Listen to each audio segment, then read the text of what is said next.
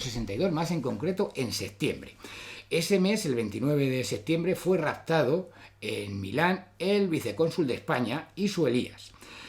¿Por qué lo hicieron? Fueron unos estudiantes que intentaban, estaban ligados lógicamente a organizaciones de izquierda.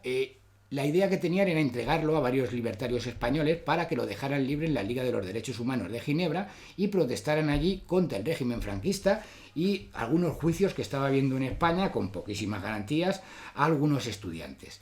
Elías, en el juicio que hubo, se negó a actuar como querellante y apuntó que no le amenazaron ni sintió ninguna violencia. El jurado, después de este juicio, digamos que tras una rápida deliberación, dictó penas mínimas de 5 y 7 meses y el tribunal liberó completamente a los acusados de cualquier carga y no los inscribió en los ficheros judiciales. Imaginaos lo que significó esto para el régimen, que criticó abiertamente el hecho, la cultura italiana, la justicia italiana e incluso pues organizó manifestaciones en repulsa del hecho. Como vemos aquí, lo tildaron como farsa de Varese.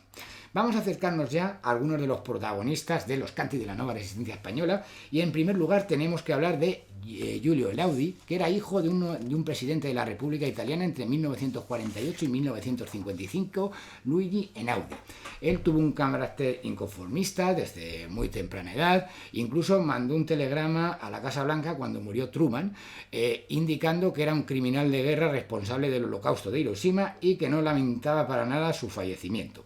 Veló el cadáver de Palmiro Togliatti, el máximo dirigente del Partido Comunista Italiano, entre 1927 y 1964, estuvo dentro de la resistencia italiana en la Segunda Guerra Mundial y tuvo un carácter inconformista.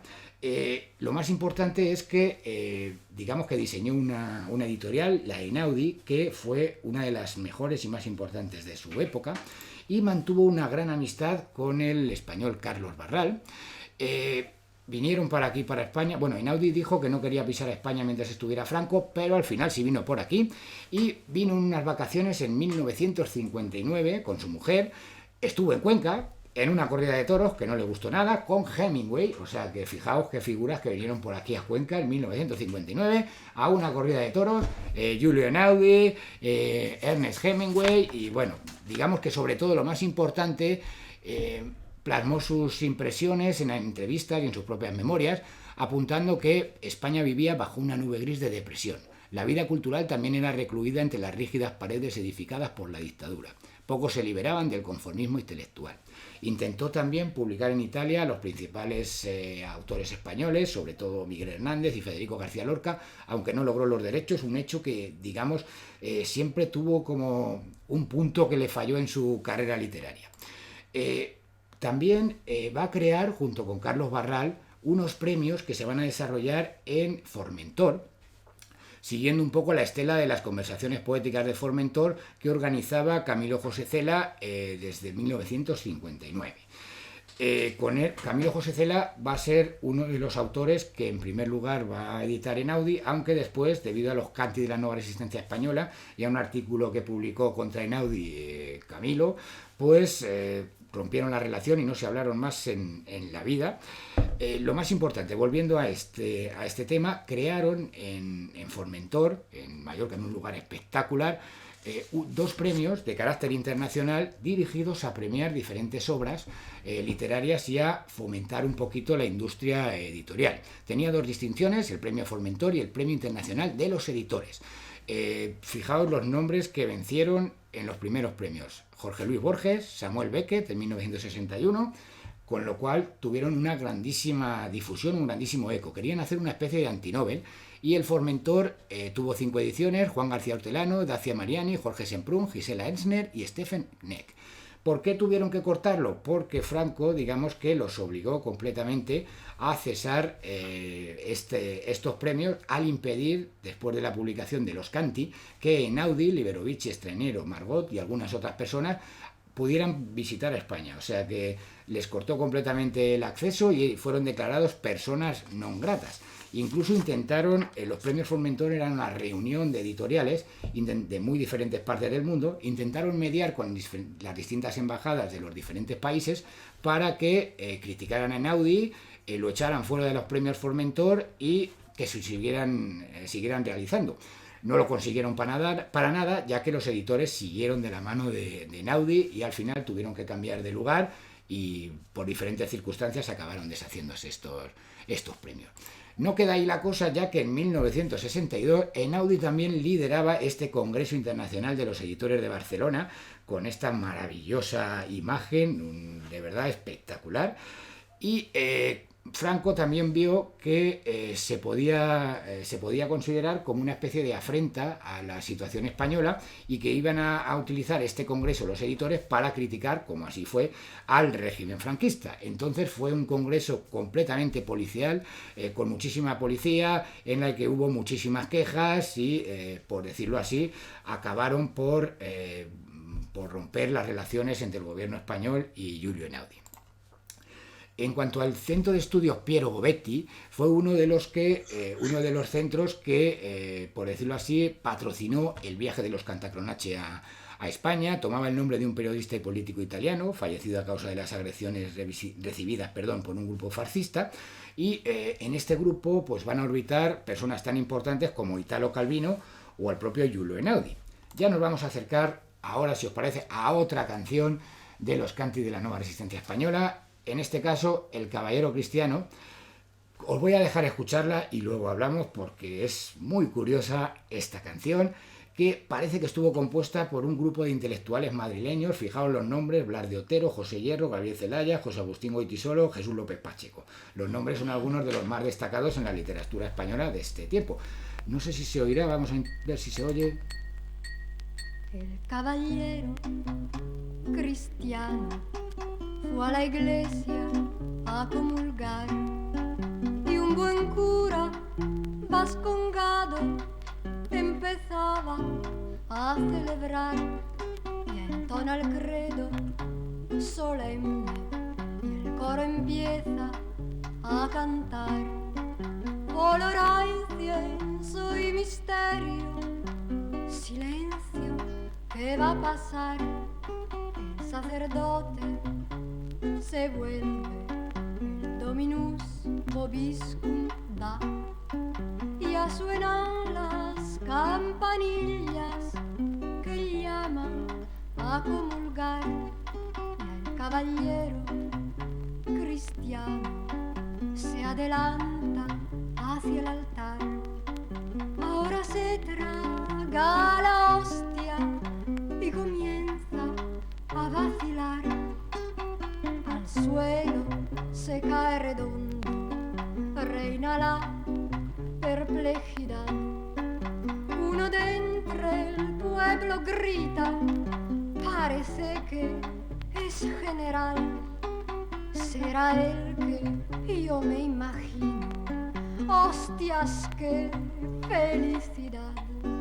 Francisco Franco, mi padre, no sé lo que va a pasar, pero pase lo que pase, ya tenemos libertad.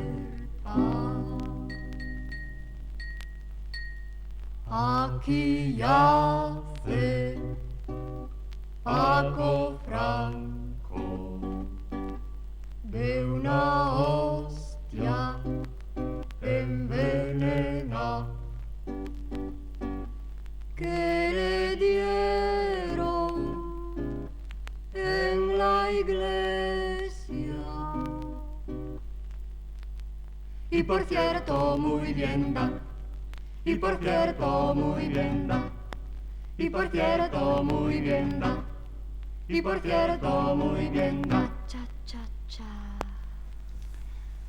Como veis, curiosísima esta canción, no solo por la letra, en la que un sacerdote del País Vasco, lógicamente, ya sabéis que en la Guerra Civil Española, pues se centraron en mayor medida con la Segunda República y con el gobierno legalmente establecido, y el propio Franco, que va a comulgar y le dan una hostia envenenada, se muere, se alegran. Imaginad, además siendo interpretada por una mujer, lo que molestaría esta canción en el régimen franquista y en el propio Franco, que fue uno de los que encabezó la lucha contra estos canti. Ahora sí nos vamos a aproximar a Cantacronache, este conjunto musical y literario que fue uno de los primeros receptores del Centro Piero Gobetti. Esta agrupación estuvo integrada por Margherita Galante Garrone, Margot, a la que hemos escuchado cantar, Lionello Genero, Jona, Sergio Liberovici, Straniero, Giorgio De Maria y Emilio Jona.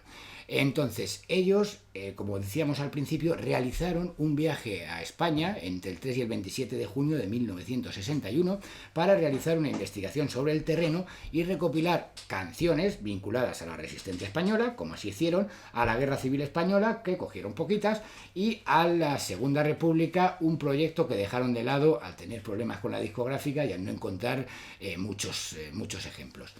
Todos ellos se implicaron en el proyecto en gran medida, y en ellos, digamos, que se insertaban sobre todo intelectuales de izquierdas cercanos al socialismo y al catolicismo del área progresista. Solo Liberovici se declaró comunista y aglutinaban artistas intelectuales, músicos y escritores que generaron un conjunto de trabajo muy interesante que, digamos, se establecieron en paralelo al sistema y a la industria musical del momento. Se insertaron dentro de la canción protesta o de autor italiana y se considera que fueron uno de los iniciadores de este género en su país. Nos vamos a detener brevemente en las figuras de Liberovici y Straniero, ya que firmaron el libro de los Canti, y las grabaciones que estamos escuchando. Liberovici nació en Turín, fue profesor de educación musical y pedagogo, sobre todo se vinculó a la música académica, llegó a componer ballets, aunque también se implicó en gran medida con distintos movimientos, como fue el caso de la resistencia española. De Straniero dijo Umberto Eco que si no hubiera sucedido el intenso trabajo de Straniero, la historia de la canción italiana habría sido distinta. Nació en Milán y falleció en Turín. Es una figura quizá un tanto desconocida, aunque de un enorme interés.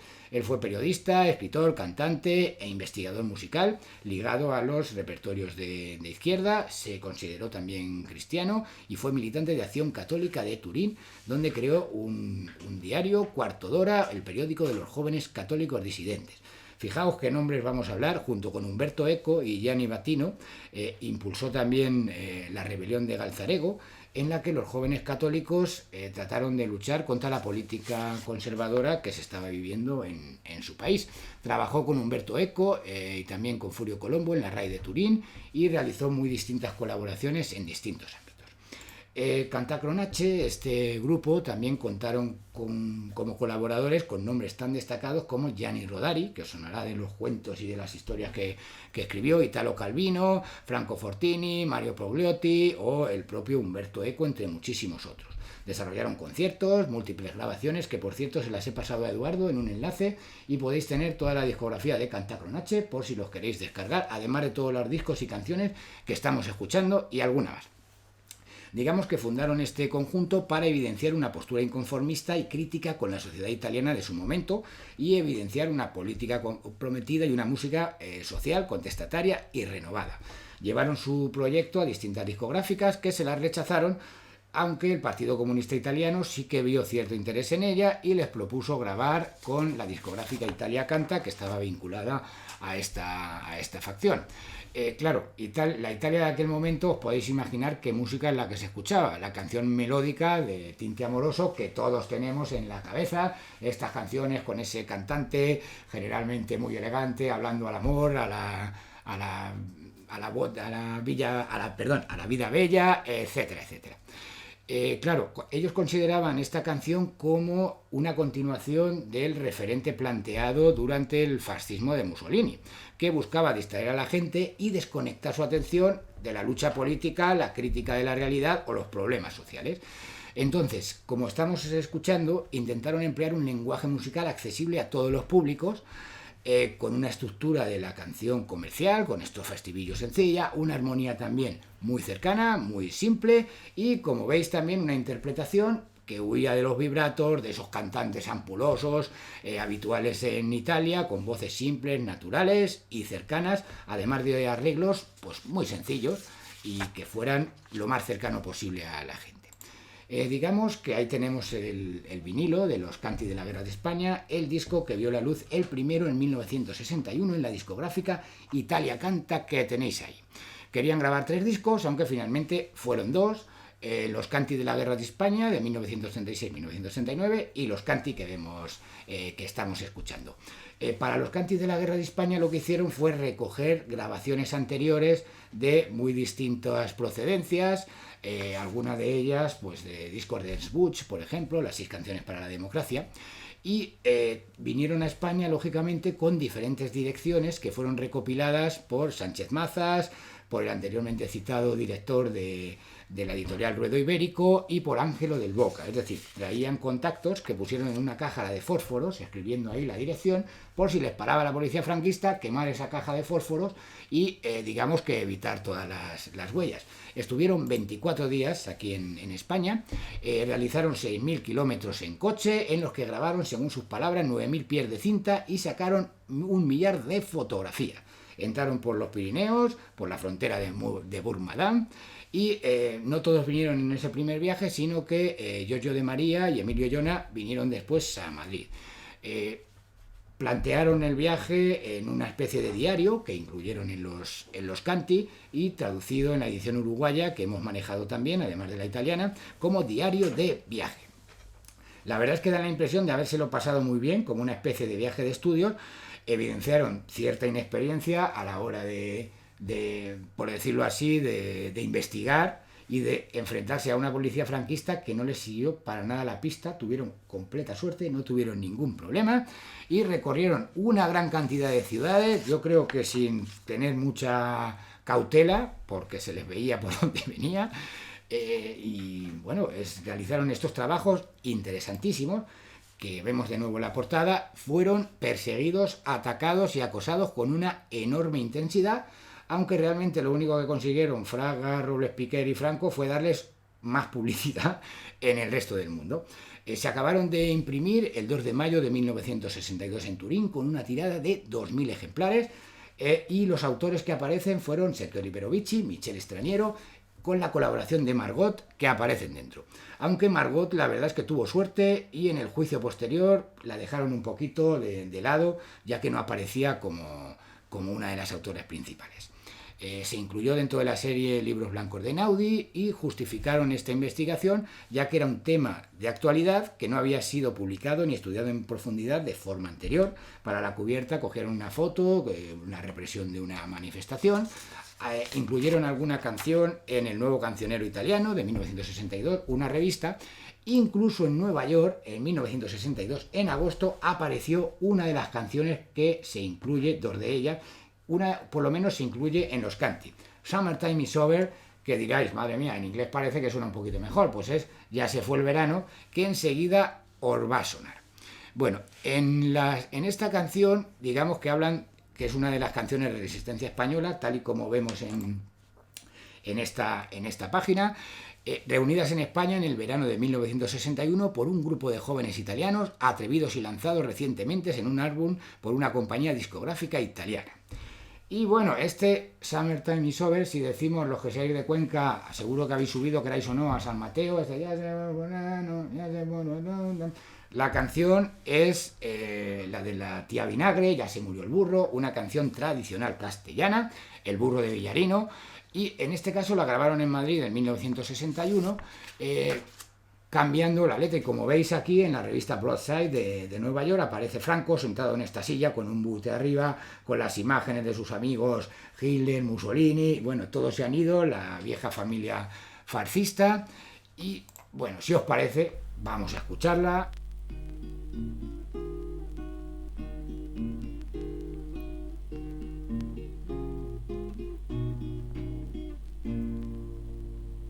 Ya se fue el verano, ya vino el invierno, dentro de muy poco caerá el gobierno. Que tururururu, que la culpa la tienes tú, que tururururu, que la culpa la tienes tú. Todos los ministros se irán al destierro y Francisco Franco delante de ellos. Que tururururu, que la culpa la tienes tú, que tururururu, que la culpa la tienes tú. En España nadie come ya caliente, nos vamos a hacer una funda para los dientes. Que tururururu, que la culpa la tienes tú. Que tururururu, que la culpa la tienes tú. La verdura es cara, no hay quien coma fruta, y todo por culpa de un hijo del Ferrol. Que tururururu, que la culpa la tienes tú. Que tururururu, que la culpa la tienes tú. Más de 100 pesetas cuesta la ternera, ni que el animal un hijo de Franco fuera. Que tururururu, que la culpa la tienes tú. Que tururururu, que la culpa la tienes tú. Y a los españoles no saben qué hacer, en cuanto se mueven les van a detener. Que tururururu, que la culpa la tienes tú. Que tururururu, que la culpa la tienes tú. Los americanos son dueños de todo. Yo soy español, pero en España me jodo. Que tururururu, que la culpa la tienes tú. Que tururururu, que la culpa la tienes tú. Curas militares, monjas y accionistas, y del Opus Dei también los falangistas. Que tururururu, que la culpa la tienes tú. Que tururururu, que la culpa la tienes tú. Haced las maletas, pronto será tarde, idos del país, que la cosa está que arde. Que tururururu, que la culpa la tienes tú. Que tururururu, que la culpa la tienes tú. Ay, qué mala leche nos dan los lecheros, es mucho peor la que tienen los obreros. Que tururururu, que la culpa la tienes tú. Que tururururu, que la culpa la tienes tú.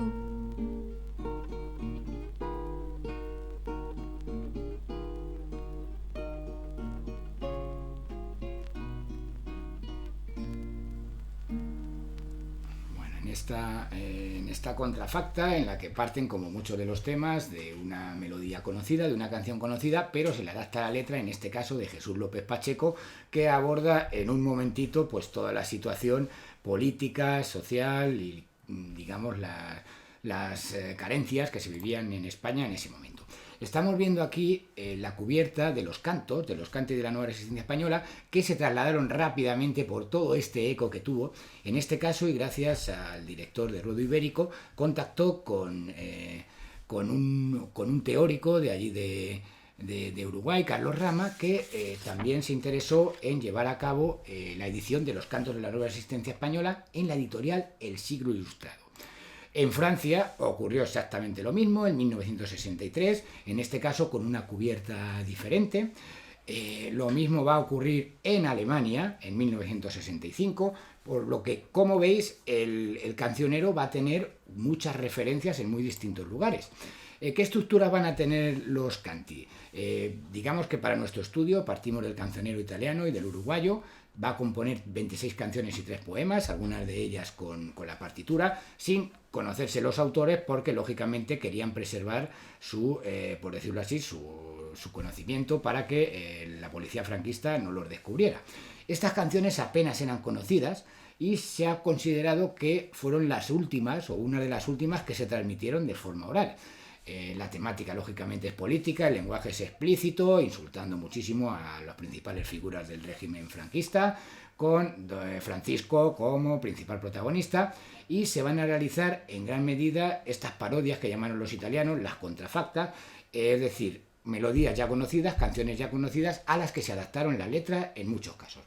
El primer grupo que establecieron, los cantacronache, van a ser tonadas, como ellos mismos nombraron, que pertenecen al patrimonio popular tradicional, Las canciones eran La mujer de Pancho Franco, que era la canción de la Guerra Civil de Carmela, Nubes y Esperanza, Ya se fue el verano, que hemos escuchado, Los peces en el río, El hijo de Don León, que eran Los mozos de Monleón, que digamos recopiló Federico García Lorca en sus canciones populares españolas, El Vito del juez, que provenía del Quinto Regimiento y del Vito, Dime dónde vas morena, En el ferrol del caudillo, que era la canción de aquel momento Se va el caimán.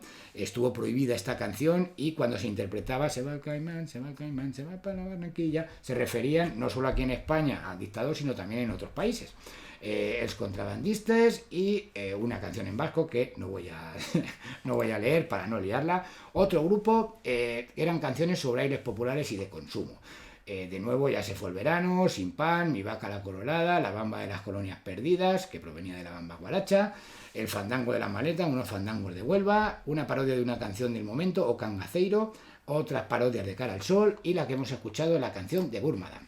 El tercer texto eran canciones originales, de las que hemos escuchado algunas de ellas y las tenéis en el disco, y el cuarto eran las coplas, que aquí vamos a encontrar algunos de los temas que van a importunar al gobierno franquista. La hierba de los caminos, los ingenieros de minas, qué culpa tiene el tomate, las que veis ahí. ¿Qué va a suceder? Que para la grabación van a recopilarlas porque tenían distintas melodías, van a crear una nueva canción con todas ellas, con un lenguaje explícito en algún caso, y por último los poemas que cierran la compilación. Algunos parece que pudieran ser de Celso Emilio Ferreiro, pero no lo conozco a ciencia cierta. Voy a pasar esta canción, os dejo escucharla a vosotros. También he hecho una investigación sobre el idioma de las canciones, en la que la mayoría están compuestas en castellano, aunque dejaron espacio a canciones en catalán, en vasco y en gallego. Con autor desconocido son la mayoría, solo unas poquitas conocemos a ciencia cierta quién fue su creador. Algunas de ellas, la mayoría, parte de melodías ya conocidas y otras son nuevas creaciones. Digamos también en un número mayoritario fueron recogidas en Madrid, otras también a personas que vivían en el exilio, no solo en el viaje en España. Y como decimos, para el disco de las canciones de la Guerra Civil Española van a partir de algunas compilaciones como estas que tenemos aquí, y todas estas canciones van a también tener su eco en otras grabaciones que se van a llevar a cabo en distintos países o reediciones. Por ejemplo, aquí esta grabación de 1962 en Pegalofón, en Francia, los cantos de la Resistencia Española, partiendo de esta imagen de una obra de Pablo Picasso. También en Argentina se llevó a cabo las canciones de la Resistencia Española. Lo mismo va a suceder otra edición también en otra editorial. Lo mismo en Argentina, en Suecia, que va a ser un país que se va a implicar en gran medida, y los Cantacronache, sobre todo Liberovici y Estrainero, no se van a quedar ahí, sino que van a editar otros discos reuniendo canciones de la resistencia de Europa, en los que van a contar con un cantante y compositor con el que no habían dado en España en su viaje, que es Chicho Sánchez Ferlosio, este anónimo cantore di Madrid, que va a incluirse ya por fin en el disco de Albatros de la Resistencia Española, que van a reeditar en 1968. Otras grabaciones en Alemania, importantísima esta grabación de Chile, de Rolando Alarcón, porque digamos que para que veáis un poquito a todos los puntos que se difundieron estas canciones. También grabó en un doble disco con Inti Limani a la Resistencia Española y a la Revolución Mexicana, incluyendo el Guernica, el Rolo, y una grabación que esta la vamos a escuchar sí o sí, que realizó Víctor Jara. No aparece en ningún disco, pero sí que fue recogida en un concierto, en un directo que realizó en México en 1971 y que es espectacular, como ahora veremos. Otra portada de un disco que grabó Óscar Chávez en México, incluyendo algunos de los Canti. Y os decía, vamos a ir terminando, que el régimen consideró una afrenta todas estas grabaciones y sobre todo el libro de Einaudi. Publicaron incluso La Marsellesa de los Borrachos, en las que reunían muchísimas críticas hacia Einaudi, Liberovici, Estrainero y lo que había compuesto en los Canti. Hubo una auténtica polémica en la prensa que utilizaron para poner en la palestra a los italianos. Prohibieron, como os comentaba, la entrada en España a Einaudi y a sus colaboradores. Y una de las canciones que más van a criticar es esta, la de Al Santo Cristo de Limpias, que comenta: al Santo Cristo de Limpias dicen que le crece el pelo, lo que le crece es la polla de darle por culo al clero. Digamos que esta enfadó soberanamente a todo el régimen. El Cristo de Limpias decían que era un Cristo que le crecía el pelo y demás, y de forma natural. Y la utilizaron como arma arrojadiza de un libro que consideraban contra la religión, contra el franquismo. Incluso Einaudi tuvo que escribir al diario Vaticano, el Observatore Romano, porque lo estaban poniendo de vuelta y media, también en su país. Realizó una rueda de prensa en Roma, en su librería, para defender los cantis de la guerra civil de la resistencia española, pero lo que aconteció, voy terminando, disculpa, lo que aconteció es que Franco envió allí a diferentes periodistas y incluso contrató a un grupo de extrema derecha de allí de Italia a montar un poco una polémica que salió en todos los medios.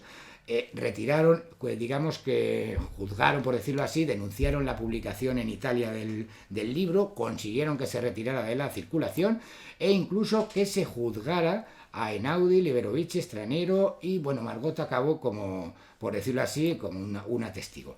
Gracias a Vittorio Chiusano consiguieron que salieran libres y que, pues bueno, por lo menos tuvieran esa recompensa, y en el juicio se habló más de la situación que había en España, de la censura y de los problemas que existían, más que de esta acusación y esta denuncia, como decimos.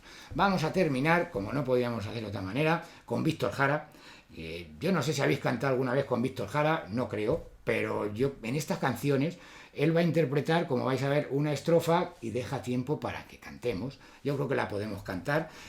Lo que hicieron en todas esas coplas no tienen esta melodía, pero sí que las recogieron en una nueva canción, en una nueva aportación, en la que vais a escuchar cómo Víctor Jara, no conocían incluso de dónde provenía, la refiere a la Guerra Civil Española, y también va a hacer una referencia al Chile de su momento con Salvador Allende. Es una interpretación en directo, yo creo que espectacular.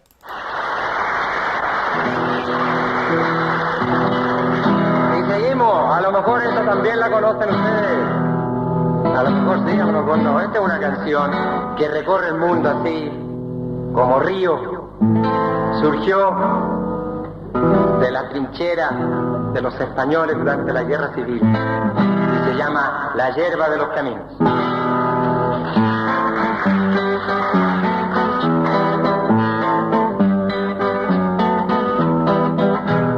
La hierba de los caminos la pisan los caminantes, la hierba de los la pisan y a la mujer del obrero la pisan cuatro tunantes de esos que tienen dinero. Y a la mujer del obrero la pisan cuatro tunantes de esos que tienen dinero. Los señores de la mina se han comprado una romana.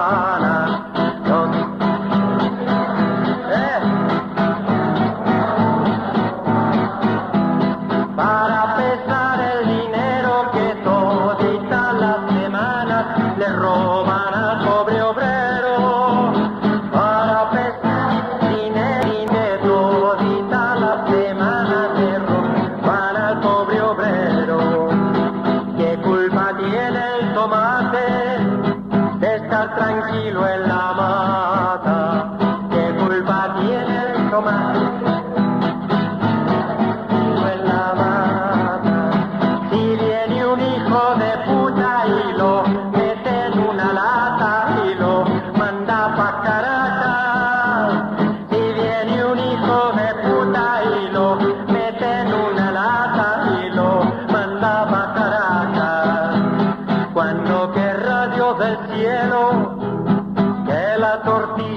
Se vuelva, que en mi país ya pasó, ¿eh? Cuando que rayos del cielo, que la tortilla se vuelva, que la tortilla se vuelva, que los pobres coman pan y los ricos mierda, mierda, que la... ¡Anda fuerte! Y los ricos mierda, más fuerte, a ver, que la tortilla vuelva, que los pobres coman pan y ricos mierda, mierda.